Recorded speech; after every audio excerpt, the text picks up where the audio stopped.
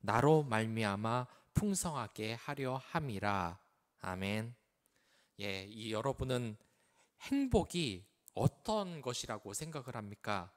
우리가 지금 이 인생을 살아가면서 행복하고 싶지 않은 사람들이 어디 있겠습니까? 그런데 이 행복이 대체 어느 것이라고 우리가 말을 할 수 있겠습니까? 그 어느 날 이 당신의 스승이 캠퍼스와 이 연필과 붓을 주면서 이렇게 말을 합니다. 행복을 그려보라고 말입니다. 그렇다면 당신은 이 행복을 어떻게 그리겠습니까? 우리는 날마다 행복해지기 위해서 살고를 있습니다. 그렇기 때문에 우리가 이 행복이 어떠한 것인지 아는 것도 참 중요한 과정이라는 생각이 듭니다. 제가 이 초등학교 때도 선생님께서 이와 같이 똑같은 질문을 하셨습니다. 행복에 대해서 그려보라고 말입니다. 우리에게도 대단히 어려울 주제 같은데 이 초등학생들이 어떨 것 같습니까? 그런데 이 초등학생들은 아주 위해로 이 행복에 대해서 어른들처럼 고민을 하지 말고 금방 그려냅니다. 그리고 이 행복이라는 주제로 그림을 그리면 열이면 열, 전부 다 행복한 가족들의 모습을 그립니다. 사실 이렇게 진정한 행복이라는 건 이 아이들의 그림 속에 다 나타나는 것 같습니다. 인간은 혼자서는 행복을 할 수가 없습니다. 사랑하는 관계에 있는 사람이 같이 있을 때만이 행복해지는 겁니다. 그렇기 때문에 하나님도 우리에게 가장 중요한 것을 하나님 사랑과 이웃 사랑이라고 한 겁니다. 다른 사람과 사랑하는 관계가 없으면은 우리가 이 행복한 인생을 살아갈 수 없다고 이야기를 하는 것이었습니다. 제가 이 군대에 있을 때도 마찬가지였습니다. 정말 힘들었을 때 정말 이 병사들이 어떤 걸 합니까? 일단 그 지갑 속에 예전에 사귀었던 이 여자친구의 사진을 보면서 위로를 받지 않습니까? 이 군대에서는 정말 많은 이 병사들이 있지만 그 병사들에게 왜 위로를 못 받고 자신의 여자친구에게 위로를 받겠습니까? 이 여자와 사랑하는 관계에 있기 때문에 그렇지 않겠습니까? 또한 이 병사들이 자신의 가족들에게 시간 나서 전화를 하고 이런 것이 왜 그렇겠습니까? 군대에서도 사람은 많은데 이 시간만 나면 어머니를 찾고 아버지를 찾는 것은 그들이 나의 가족이고 나의 사랑하는 사람이기 때문에 그 행복을 같이 나눌 수 있는 사람이기 때문에 그러한 것이 아니겠습니까? 그러니까 우리는 이 사람의 관계에 있어서 행복을 하려면 이 가족 같은 상태에서 같이 있어야만 행복한 것입니다. 그 군대에서 많은 사람들이 있지만 그곳에서 정말 안타까운 사건이 많이 일어나지 않습니까? 제가 이 훈련소를 갈 때도 이 나와서 이 사단장이나 여기 있는 그 진행자들이 군인들이 말하는 겁니다. 그 전교수에 끔찍한 사건이 일어났다. 이 한 훈련병이 수류탄을 들고 그것을 던지지 않고 자신의 가슴팍에 묻고 그대로 그냥 자신의 목숨을 끊어버린 것입니다. 이 주위에 있던 그 교관이나 그 군인들은 트라우마를 겪고 엄청난 고통을 서로 이렇게 겪었다는 이야기가 있습니다. 그렇게 사람들이 많은 곳에서 왜 이 병사는 불안하게 자신의 목숨을 끊었겠습니까? 바로 행복한 관계가 되지 않았기 때문입니다. 우리가 행복을 하려면 단순히 다른 사람들과 같이 있는 것, 그것뿐만이 아니라 정말 사랑하는 관계가 되어야 되는 겁니다. 제가 1년 전에 지하철을 탔을 때의 일입니다. 뭐 지금은 코로나 환자 2,000명이 넘는다 막 그랬는데 그때는 이 코로나 환자가 한 200명만 넘는다 그래도 이 언론에서 난리가 났을 때입니다. 근데 이 코로나가 한참이었을 때 저는 추운 겨울이라서 그런지 따뜻한 물을 마시지 못하고 이 지하철을 탔는데 목이 너무 건조해서 그 자리에서 기침을 콜록콜록 했습니다. 딱 한 번 그랬는데 갑자기 옆자리에 있는 승객이 저를 쓱 쳐다보는 겁니다. 그러더니 일어나가지고 딴 곳으로 막 가는 겁니다. 그게 왜 그랬겠습니까? 제가 목이 건조하고 한 기침 때문이긴 하지만 그 여자는 코로나를 조심하려고 저를 피한 겁니다. 제가 기침을 하니까 이 사람 상태가 안 좋은 거구나 하고서 그냥 떠나가 버리고 만 것입니다. 그리고 나중에 저는 이 사목 생활을 마치고 집으로 돌아왔을 때 이 가족들과 이야기하는데 그때도 목이 건조한지 기침을 했습니다. 그런데 이 어머니의 행동이 그 지하철 승객과는 전혀 다른 겁니다. 이 지하철 승객은 코로나 옮겨갈까 봐 도망가기 바빴는데 어머니께서는 제가 기침을 하니까 목에 좋은 생강차를 타주시는 겁니다. 이래서 여러분들, 우리가 위로를 받고 행복한 것이 아니겠습니까? 가족을 아이들이 그래서 행복의 의미로 그리는 것이 아니겠습니까? 내가 지금 아픈데 그걸 가지고 같이 있다가는 내가 아플지도 모르니까 도망가는 사람이 아니라 정말 이 사랑하는 가족이라면 이 같이 있고 그것을 걱정하고 옆에 있는 것 말입니다. 그러니까 가족만큼은 날 위해 주는 관계에 있는 겁니다.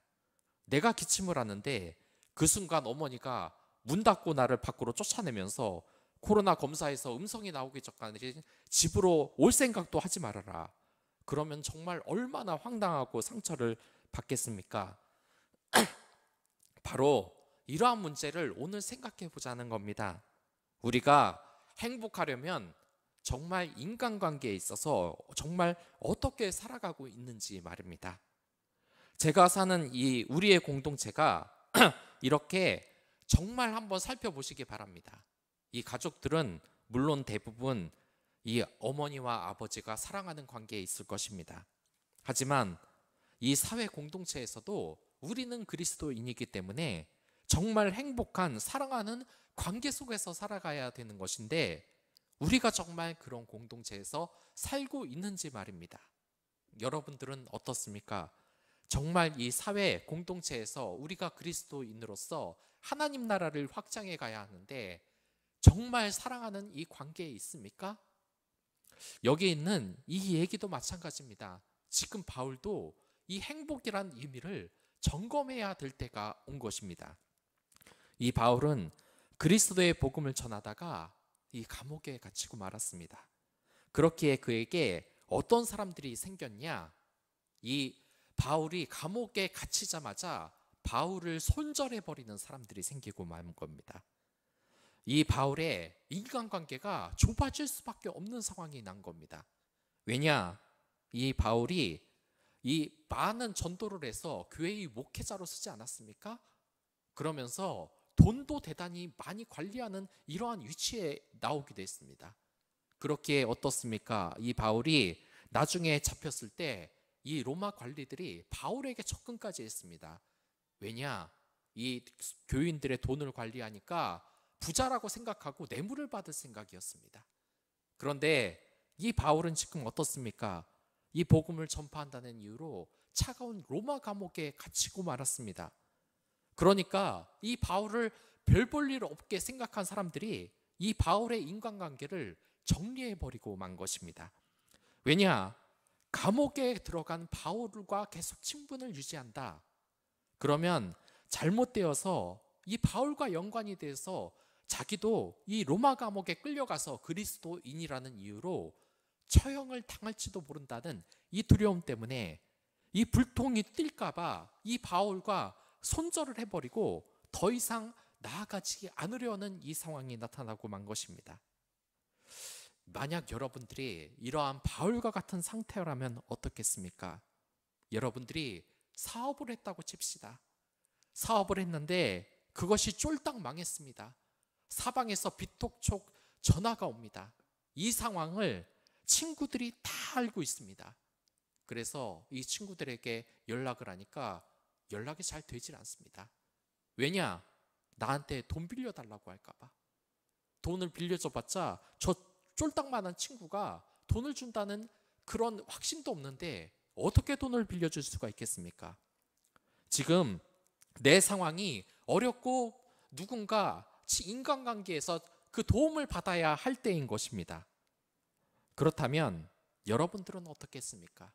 이 바울과 같이 일방적으로 친구에게 도움이 필요한 이 상황에서 친구들의 도움을 구하겠습니까? 아니면 자신이 그대로 해결을 하겠습니까? 이거 정말 어려운 질문이죠. 만약 친구들에게 연락을 하면 그거는 친구들이 오히려 친구들에게 민폐를 끼치는 행동이고, 나만 가만히 있다. 그럼 어떠한 해결책도 나오지가 않는 이런 상황이겠습니다. 누구는 말합니다. 내가 정말 힘들다면, 진정한 친구라면 내가 연락을 하면 당연히 도와줘야지. 그렇지 않으면 진정한 친구가 아니라고 그렇게 말을 하는 사람들도 있습니다. 제 경우는 어떻겠습니까?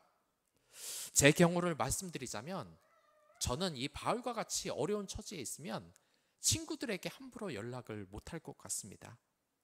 그렇게 사람들에게 민폐를 끼치는 관계에 있는 것이 너무나 괴롭기 때문입니다. 제가 몇 년 전에 어떤 분의 간증을 들은 적이 있습니다. 그분이 처음에 이 사회생활을 하면서 빚을 지면서 정말 많이 힘이 들었다고 합니다. 그래서 자기가 친하게 생각하는 이 친구들과 만나서 연락을 해서 자기가 파는 이 상품을 좀 사달라고 이런 친분을 이용해서 연락을 했습니다. 정말 이 부모님이 진 수억 개의 이 빚 때문에 너무너무나 힘든 이 사람은 친구들에게 연락을 한 것입니다. 그런데 자신이 정말 둘도 없이 친하다고 생각하는 이 친구를 만났을 때 이 친구가 굳은 얼굴로 술 한 잔을 좀 이렇게 말하는 겁니다. 너 다시는 친구들한테 연락을 하지 마라. 이 친구가 깜짝 놀라서 물었습니다. 그러니까 이 친구가 말을 합니다. 너 친구들 사이에서 소문 다 났어. 너 사업 망했다고 여기저기 그냥 돈 빌리고 돈 끌어다 서가지고 친구들 지금 피하는 거 안 보이냐? 너 그렇게 살면 안 된다. 네가 힘든 건 알겠지만 친구들에게 이렇게 하면 탁 사이를 끊어버릴 수밖에 없다. 더 이상 돈 때문에 나한테 연락하지 마라. 내가 이 술값은 계산해 줄 테니까 그냥 우리 친구 사이를 끊자는 그런 의미로 나가버렸다는 겁니다. 이 청년은, 이 집사님은 그 당시 굉장히 큰 상처를 받았다고 합니다. 그러니까 자신의 상황이 얼마나 지금 비참하고 그리고 친구의 도움을 받을 수 없는 그 상태인지 깨달으며 정말 절망 속에 빠져들었다고 합니다. 그래서 우리가 이게 참 어려운 겁니다. 어떤 사람이 이런 말을 한 적이 있습니다. 사람들이 인맥에 관해서 큰 착각을 하고 있다는 겁니다. 인맥이 좋다고 어떤 사람들은 수도 없이 사람을 만나러 다닙니다. 대학교 가면 교수들 쫓아다니느냐 바쁘고, 회사들 가면은 저기 직급이 높은 사람들한테 아부하고 쫓아다니고 같이 어디서라도 끼어다니고 이렇게 하는 건 말입니다. 근데 그런 건 인맥이 아니라고 말을 합니다. 왜냐? 그 진정한 인맥이라는 것은 동등한 위치에 있을 때만 가능하기가 때문입니다. 그러니까 내가 저 대단한 사람하고 인맥을 만들기 위해선 나도 그 사람과 동등한 위치에 있어야지 인맥이 형성되는 것이지, 그냥 시도 때도 없이 저 사람 전화번호 안다고 연락을 하고 그러면 그건 진짜 인맥도 아니고 그건 그냥 민폐라는 겁니다. 그래서 내가 유명하고 영향력 있는 사람을 정말 친구로 두고 싶으면 내가 그 사람만큼의 위치에 올라서야 되는 겁니다. 그러니까 내가 그 위치에도 못 올라갔는데 그 사람한테 계속 연락하고 만나자고 하고 이런다. 그건 좋은 친구, 인간관계가 아니라 그냥 민폐라는 겁니다. 지금 바울의 상황을 보십시오. 바울의 상황도 지금 똑같습니다. 그 많은 사랑의 관계에 있던 이 성도들에게 연락을 하면 어떻겠습니까? 지금 성도들이 이 바울과 손절을 하고 싶고 다시는 연락하고 싶지 않다고 이야기를 하는 겁니다. 언제 죽을지도 모르는 죄수의 신분에서 지금 평민이고 잘 살고 있는 이 빌립보 교인들에게 이 죄수의 신분인 바울은 동등한 위치가 아닙니다. 그냥 연락을 하면 이 빌립보 교인들에게 민폐를 끼치는 수준인 겁니다. 저는 이러한 위치에 있으면 절대로 연락을 못할 것 같습니다. 사방으로 전화기 돌리면서 돈 좀 빌려달라, 내가 지금 어려운데 좀 들어와 달라, 정말 못할 것 같습니다. 그러니까 여러분들도 냉정할 수 있지만 우리의 현실을 깨달아야 됩니다. 내가 대통령과 친분을 쌓고 싶다, 그럼 그 사람 연락처 알고 맨날 전화기 돌리면 그게 친구 사이가 됩니까? 아닙니다. 내가 대통령과 같은 위치로 올라서야만 대통령이 나와 친구가 되는 겁니다. 또한 유명 연예인 전화번호 안다고 팬클럽 회장이라고 맨날 뻔질나게 연예인한테 전화할 수 있겠습니까? 못 그럽니다. 그 연예인과 진정한 친구 관계가 되기 위해선 내가 그 연예인만큼 유명하고 영향력 있는 사람이 돼야 친구 사이가 되는 겁니다. 정말 이 세상이 냉정하지만 사랑하는 관계가 되려면 일어나는 것입니다. 며칠 전에 저는 이러한 이야기도 들은 적이 있습니다. 자신의 배우자는 연봉이 6천이어야만 되고 30평 이상의 아파트를 가지고 있지 않으면 절대로 만나지 않을 거라고 말을 합니다. 그런 사람하고는 절대 만나지 않겠다고 이야기를 합니다. 그런데 사실 그 사람도 문제가 있었습니다. 자기 자신도 연봉 6천만 원은커녕 지금 백수 생활을 하고 있고 아파트는 당연히 없고 모아둔 돈은 해외여행 가면서 다 써버렸으면서 지금 부자인 배우자만을 만나겠다고 지금 말을 하고 있는 겁니다. 냉정히 말해서 그건 민폐인 겁니다. 자신이 연봉 6천만 원 이하를 버는 이성을 무시하면서 사는데 그 6천만 원을 버는 그 이성이 자신은 어떻게 생각할 것 같습니까? 뻔질나게 연락하고 만나달라고 하면 그거는 사랑하는 관계가 아니라 그냥 민폐라고 생각을 하는 겁니다. 그러니까 이 바울도 제대로 연락할 생각을 못했을 겁니다. 그런데 여기서 정말 이상한 일이 생깁니다. 이 바울이라면 이 민폐를 끼치지 않기 위해서 빌립보 교인들에게 연락을 안 할 것 같습니다. 그런데 여기에서 바울은 빌립보 교인들에게 편지를 썼습니다. 그리고 이들에게 어떻게 말을 하냐? 빌립보서 1장 26절의 말입니다. 내가 다시 너희와 같이 있으므로 그리스도 예수 안에서 너희 자랑이 나로 말미암아 풍성하게 하려 함이라. 이게 무슨 말이냐면 지금 바울이 내가 이 감옥만 나가면 내가 너희를 보러 가겠다. 그리고 친구들에게 내가 사람들에게 이 빌립보 교인들을 내 친구라고 자랑거리라고 소개를 하겠다고 말을 하는 겁니다.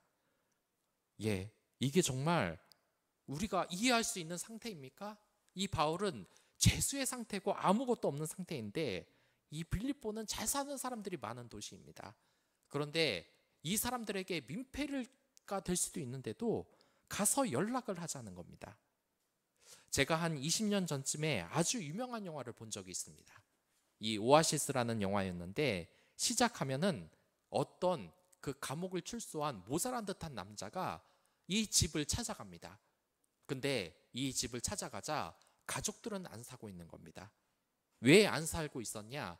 그리고 왜 연락을 못 받았냐? 가족이 이사 간다는. 왜 그랬냐면 이 가족들이 이 모자란 그 자기 아들들, 자기의 모자란 이 형제를 형제라고 생각하지 않고 그냥 주소를 이전해버리고 연락을 끊어버리고 만 겁니다. 한마디로 가족으로 생각을 안 하는 겁니다. 왜냐? 모자라 보이니까. 제 역할도 제대로 못하니까 그냥 연락을 끊어버리고 만 겁니다. 감옥에 있을 동안 더 이상 연락하지 말자고 인연을 끊어버리고 만 것입니다. 그러니까 자신의 아들이고 자신의 형제지만 도저히 수준 떨어져서 같이 못 지내겠다는 소리입니다. 모자란 인간이니까 더 이상 가족을 찾아오지 말라는 겁니다. 바울의 상황이 지금 이런 겁니다. 빈털터리의 상태로 출소를 해서 나간다면 이 빌립보 교인들에게 연락도 제대로 안 될 것 같은데 염치 없이 이 빌립보 교인들을 앞에 나가서 우리들이 사랑하는 관계라고 다른 사람들한테 이 빌립보 교인들을 자랑을 하겠다는 겁니다. 여러분들, 바울이 왜 이랬겠습니까? 바울이 굉장히 머리가 좋은 사람이고 고학력의 사람입니다. 하지만 이 빌립보인들에게 철판 깔고 이렇게 눈치가 없는 사람입니까? 아닙니다. 이 바울은 성령 충만을 입은 사람입니다. 그러니까 분명 좋은 뜻으로 이 빌립보 교인들과 같이 있고 싶어 하는 겁니다. 왜 그렇습니까? 이 바울이 어떠한 눈치 보지 않고 염치 보지 않고 이 빌립보 교인들한테 연락한 것은 이 빌립보 교인들과 진정한 가족 사이라는 것을 알았기 때문입니다. 그러니까 이 오아시스에 나오는 이 가족들은 육체적으로 혈연 관계였지만 자신의 아들을 버렸습니다. 하지만 이 바울과 빌립보 교인들은 비록 육체적인 혈연 관계는 아니었지만 그들은 진짜 사랑하는 가족으로서 같이 살기로 이미 그 사이가 사랑하는 관계로 맺어졌던 것입니다. 그리고 하나님께서는 이러한 빌립보 교인들을 정말 자랑스럽게 생각하실 것입니다. 왜냐? 하나님이 정말 중시하게 여기는 하나님 사랑, 이웃 사랑, 그 인간적인 관계가 사람들이 모이면서 형성이 됐기 때문입니다. 저는 지난 2090년도 후반부터 우리나라에서 인터넷 서비스가 활발하게 생기면서 그때부터 이 메타버스 세계가 탄생하기 시작했습니다. 그런데 여러분들, 이 메타버스 하면 뭐가 떠오르십니까? 여러 가지 첨단 기술, 사이보그, 가상현실, 이러한 첨단 기술이 먼저 떠오르지 않으십니까? 그렇다면 먼저 묻겠습니다. 이 메타버스에서 가장 중요한 것이 무엇이겠습니까? 자본이겠습니까? 아니면 기술력이겠습니까? 그런데 자본력도 기술력도 메타버스에서 가장 중요한 것이 아닙니다. 우리가 무엇을 하든 가장 중요한 것을 바라봐야 합니다. 이 메타버스에서 가장 중요한 것이 무엇이냐? 그것은 바로 사람입니다. 인터넷이 가장 먼저 보급되고 이제 스마트폰이 대중화되면서 많은 이 메신저 프로그램이 나왔습니다. 문자로 소통할 수 있는 서비스가 나왔습니다. 그때 뭐 땡땡월드라는 유명한 것도 있었는데 이게 그 메신저로 제대로 서비스를 하지 않는 겁니다. 왜냐? 자신들의 시장이 넓다고 착각을 한 겁니다. 그때 그러자 요즘 여러분들도 다 쓰는 유명한 땡땡땡 톡이라는 이 메신저 프로그램이 나왔습니다. 사람들이 이 톡을 쓰기 시작하자 이 규모가 너무 커집니다. 우리나라 사람들 사용하지 않는 사람들이 없을 정도로 커졌습니다. 그러니까 이 시장에 탐이 난 이 대기업들이 여러 가지 그 메신저 앱을 내놓기 시작합니다. 이 무명 이 땡땡땡 톡톡보다 훨씬 많은 기능을 가지고 사람들이 소통할 수 있는 성능 좋은 돈을 수백억을 투자해서 만들어버린 겁니다. 그런데 이들이 시장에서 성공했겠습니까? 결국 대실패를 하고 말았습니다. 자신들은 대기업이고 기술력도 높으니까 금방 이 시장을 빼앗을 수 있을 것이라고 생각을 했을 겁니다. 그러나 이 결과가 어떻게 됐습니까? 그 무명의 개발사가 개발한 이 톡 프로그램 하나를 이기지를 못했습니다. 왜 그들이 졌는지 아십니까? 기술력도 최고고 자본력도 최고였지만 그들에게서는 가장 중요한 것 하나, 이용하는 사람들이 없었기 때문입니다. 그러니까 사람이 없으니까 그러니까 이 생명력을 이어갈 수가 없는 겁니다. 유명한 정치인이 이런 말을 하지 않았습니까? 사람이 먼저다. 물론 제가 이 정치인을 지금 옹호하려고 하는 것이 아닙니다. 하지만 아무튼 이 말은 명언인 것 같긴 합니다. 사람이 먼저다.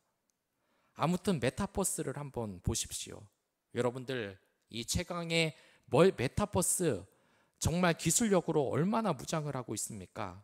그런데 이 메타버스 세상에서 가장 성공하는 플랫폼은 뛰어난 기술력과 자본력을 가지고 있는 것이 아닙니다. 사람들이 가장 많이 이용을 해야지 성공을 하는 것입니다. 그러니까 아무리 좋은 시스템과 자본력과 이런 것으로 무장을 하는 메타버스라도 그것을 하는 메타버스 플레이어가 없으면 아무것도 아니라는 겁니다. 진정으로 그곳에서 정말 활약하고 살고 있는 이 사람들, 플레이어가 없으면 생명력이 떨어지는 겁니다. 요즘 이 연예인들이 어떻습니까? 이 연예인들이나 유명인들을 보면 잘못 하나 해서 완전히 나락으로 떨어지는 경우가 많습니다. 한때에는 유명한 스포츠 스타가 그 SNS 서비스에다가 자기의 동료 선수를 욕하고 그렇게 계속해서 욕하는 글을 올렸다가 어떻게 됐습니까? 사람들에게 결국 몰매를 맞고 자신은 잘못이 없다고 계속 우겼지만 결국 매장이 되지 않았습니까? 이 연예인들이 정말 크게 착각하는 것이 있습니다. 그 연예인들이 왜 그렇게 돈을 많이 벌고 지금 엄청난 위치에 올라와 있는 것입니까? 그건 팬 때문인 겁니다. 자기 주위에서 자신을 좋아하는 이 사람들 때문입니다. 그 사람들이 없으면 그 사람들 아무것도 아닌 겁니다. 팬에 대해서 함부로 대하고 사람들에 대해서 함부로 대하고 음주운전하면서도 나는 별로 심한 거 하지 않았다, 이런 식으로 말하면서 그 팬들, 자신을 지지해주는 팬을 우습게 보는 이 유명인들은 금방 나락으로 떨어지고 마는 것입니다. 왜냐? 가장 중요한 인간관계가 망가졌기 때문입니다.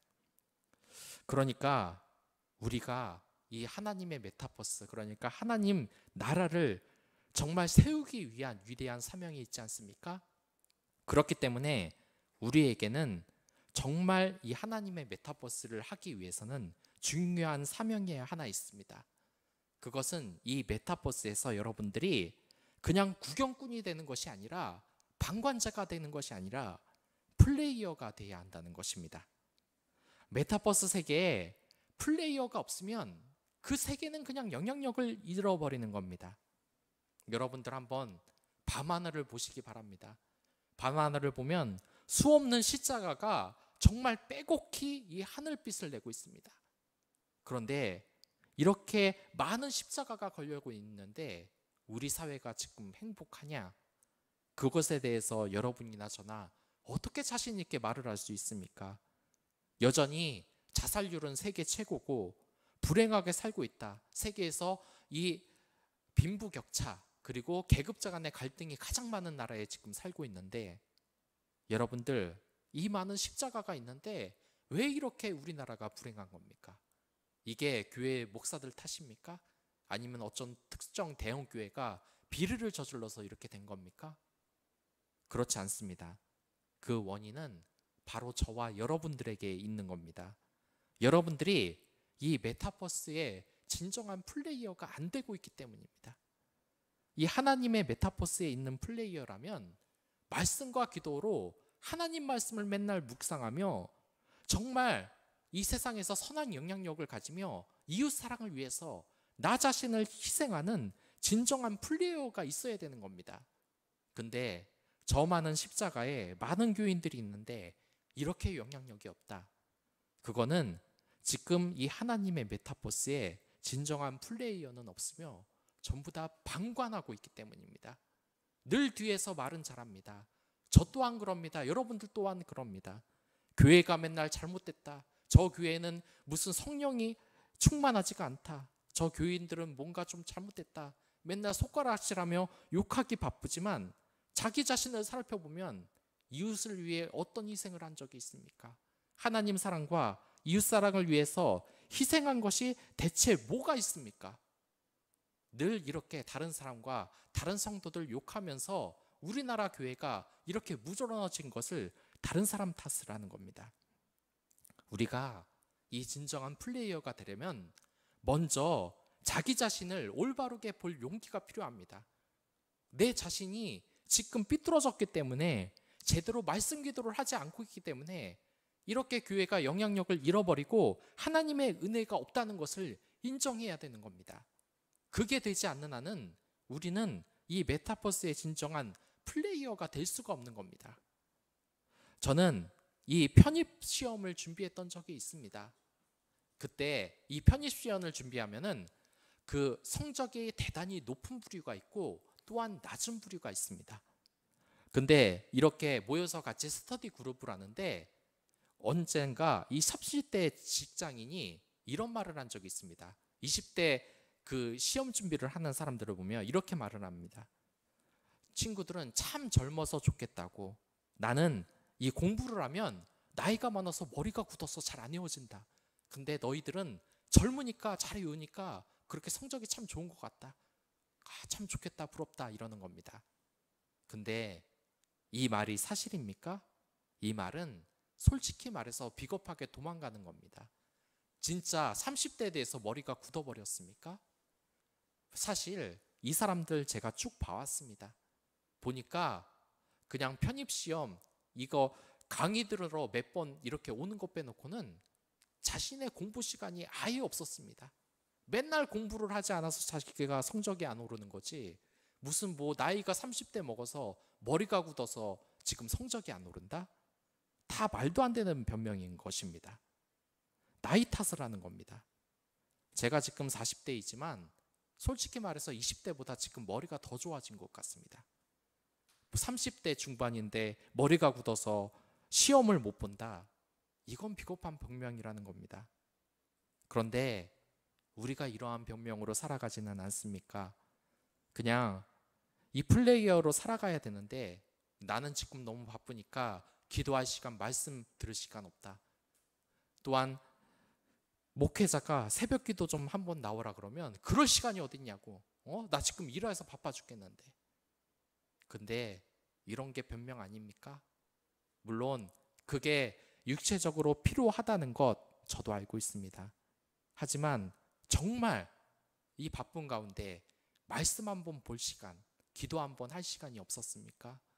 그리고 이 이웃들에게 따뜻한 말 한마디 하고 정말 이 절망에 빠진 직장 동료에게 커피 한 잔 사고 따뜻한 말 한마디 하는 게 그렇게 어려웠습니까? 그런 거 말하면은 어색하다고, 시간이 없다고 하지만 정말 시간이 없었습니까? 그렇지 않다는 겁니다. 이게 진짜 코로나 시대라고 경제가 망가졌다고 하는데 그렇다고 뭐라고 합니까? 먹고 살기 바쁘다고 교회도 안 나오고 전부 다 가짜의 삶에서 이 정부 원망하기도 바쁜 사람들이 많습니다. 그런데 한편으로는 어떻습니까? 주말 주일만 되면, 특히 금토일 쉬게 되면 황금 연휴라고 사방에 길이 막힙니다. 모두 놀러 가기에 바쁩니다. 맨날 먹고 살기 바쁘다면서 진정으로 그런 시간, 이렇게 기도하며 하나님의 선행을 할 시간이 여유가 전혀 없다고, 무슨 이웃 돕기 하자 그러면은 내가 부르 이웃이다 소리치기만 하고, 그게 여러분들과 저의 모습이 아니겠습니까? 그건 변명인 겁니다. 나 자신을 진정으로 바라보지 못하는 것입니다. 아무리 어려운 사람이라도 저는 이 수원에 살면서 부산에 사는 여자와 맨날 사랑을 나누면서 결국 결혼까지 꼴이 난 이 형을 알고 있습니다. 시간이 정말 없어서 그랬습니까? 그렇게 거리가 먼데? 그렇지 않다는 겁니다. 시간은 만들어 보면 다 나오는 겁니다. 우리는 이제 진정으로 나 자신을 바라보고 내 자신이 얼마나 하나님과 멀어졌다 생각하면서 이제 하나님의 메타버스에 이제 참여를 해야 되는 것입니다. 한번 진정으로 플레이어로 참여해 보십시오. 기쁨이 넘쳐납니다. 여러분들, 제가 그 옛날에 힙합을 배운 적이 있습니다. 그 옛날에는 이 춤을 보고 굉장히 즐거웠습니다. 이 비보이들이 춤을 추는 거 보면서 굉장히 감탄을 했습니다. 재밌어서 맨날 봤습니다. 그런데 어느 날 제가 한번 춤을 직접 춰보면 어떨까라는 생각이 들었습니다. 정말 두려웠지만 그래도 이 댄스 학원에 가서 3년 동안 이 힙합을 배우니까 이게 뭔가 정말 맨날 비보이 동영상 틀어보는 것과는 비교가 안 될 정도로 재미가 있는 겁니다. 너무나 기쁜 겁니다. 여러분들, 이 하나님의 메타버스의 플레이어가 바로 이런 것입니다. 언제까지 방관자로 있겠습니까? 진정으로 플레이어가 되보십시오. 진정으로 하나님 말씀을 읽으면 정말 기쁨이 느껴집니다. 이 이웃사랑을 위해서, 그들을 위해서 희생하는 삶을 산다. 하나님이 예전에는 갖지 못했던 그 감동을 주는 것입니다. 이제 플레이어로 이제 내려오시기 바랍니다. 무대에 서시기 바랍니다. 진정한 하나님의 평안을 여러분들 느낄 수 있게 될 것입니다. 그럼 다 같이 기도하도록 하겠습니다. 하나님 아버지 감사합니다.